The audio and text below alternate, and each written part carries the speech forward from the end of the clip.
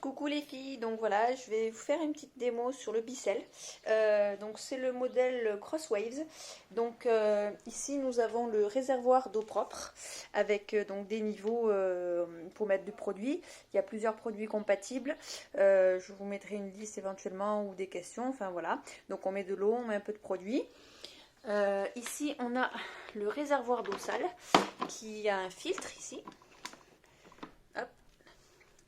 Avec à l'intérieur donc le réservoir d'eau sale et le petit indicateur qui dit qu'il est plein juste ici. Donc on l'enclenche ici, voilà.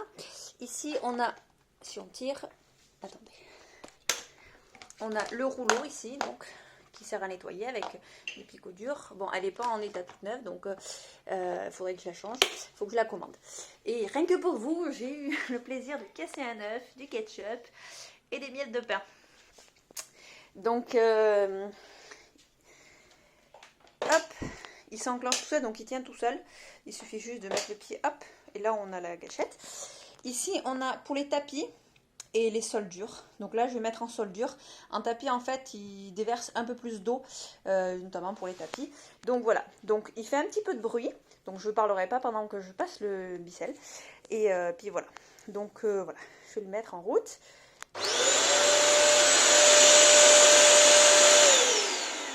J'ai oublié de dire. En dessous, ici, là, on a la gâchette d'eau qui fait... Vous allez voir ici, ça va s'allumer. Je vous montre avec l'appareil en marche.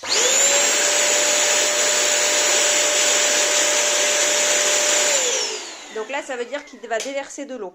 Et il y a une chose aussi à savoir, c'est que quand on le met en marche, la brosse ne roule pas de suite. Elle ne roule que quand on penche l'aspirateur. Donc c'est parti.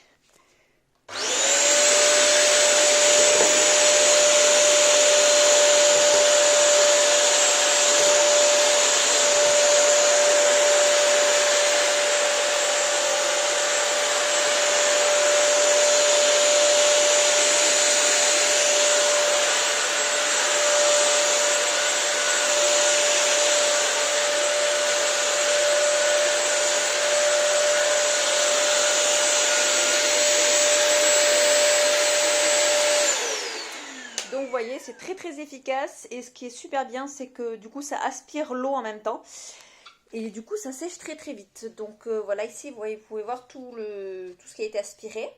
Donc bien sûr, quand il se met à faire un petit bruit bizarre, c'est qu'il est trop plein. Donc là il faut le changer, enfin vider l'eau ici en bas.